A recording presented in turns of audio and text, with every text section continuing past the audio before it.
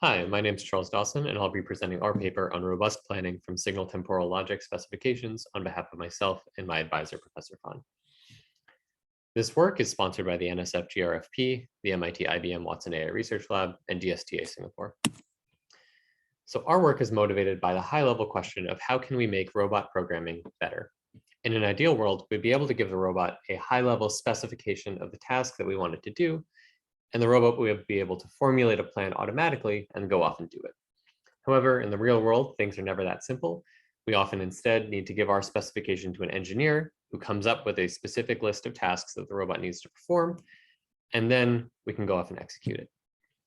We'd like to make this process more automatic and easier, and we'd also like to increase the robustness of this process so that when the world is messy and things go awry in unexpected ways, we're not sent back to the drawing board and we have a plan that is robust to those variations.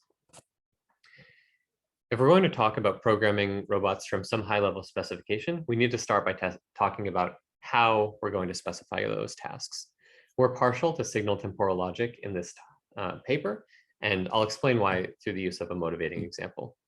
Here we have a satellite rendezvous task where the chaser satellite is tasked with docking with some target, but before it does that, it has to spend some amount of time in an observation zone to make sure that things are all right. And then once it enters this zone around the target, it needs to limit its speed for safety reasons. This task includes specifications both involving the state of the robot, for instance, its speed, but also involving time. So there are both state and temporal aspects to this specification. For example, part of this would say, at some point in the future, eventually, the chaser satellite needs to be in the observation zone for at least 2 minutes. Signal temporal logic is a natural formalism for these sorts of specifications, as it allows us to write propositions over the state of the robot and also connect those using temporal operators. I'm not going to go into the details of signal temporal logic here, but there are details in our paper. The key thing to know about STL is that for any given rollout of the robot's behavior, we can compute a so-called quantitative robustness, which is a score that measures how bad or good the behavior was. So if it's bad, how much did it violate the specification by? And if it was good, what's the margin of safety?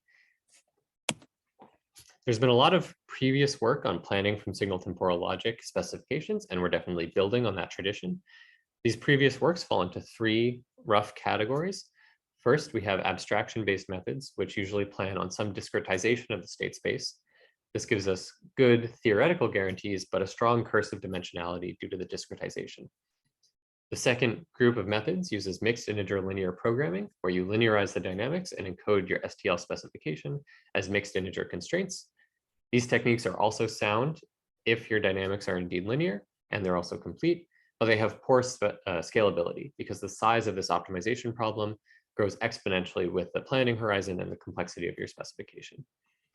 Finally, we have this third group of methods where you use a differentiable relaxation of signal temporal logic and feed that into some first order nonlinear optimization technique. These methods are sound, but they are incomplete because they use local optimization, but they do scale very well. However, if you're not careful, you can end up with poor robustness as a result of these local solutions. In this paper, we're tackling the specific research question of how can we develop a robust and scalable STL planner. And the 2 key insights that we use to tackle this problem are, first, we use a 2-player game formulation, which enables us to explicitly design a planning algorithm for robustness. And 2, we can solve that 2-player game more efficiently and more scalably by using differentiable simulation and differentiable temporal logic. First, I'll talk about our first key insight, which is the 2-player game formulation. Here, this game is played out between the system designer and the system tester. The designer has control over some set of design parameters which govern the behavior of the system, whereas the tester has access to some set of environmental parameters or external parameters that they can use to degrade the performance of the system. In this setting, the designer is concerned with maximizing the robustness of the STL specification, whereas the tester wants to minimize that robustness. There are some existing means for solving a 2-player game like this. One of those is you simply alternate between solving for the optimal designer strategy and then the optimal tester strategy, and you go back and forth until convergence. This could give you a local Nash equilibrium, but because this solution is local, it could be non-robust because there could be poor performance just over the horizon that your local optimization can't see. To avoid falling into these traps and come up with a more robust plan from our specification, we augment this alternating game solution with a cache of counterexamples. So the way this works is that we alternate between solving for the designer's strategy and solving for the tester's strategy.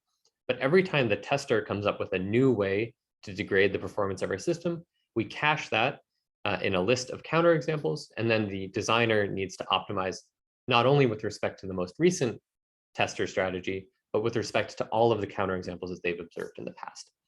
This helps us find robust plans while making the most of a limited sample budget. So it makes our search much more sample efficient as well. We can see how this algorithm plays out in practice. On the left, we have a simulation of the chaser satellite executing the plan that we find using our method.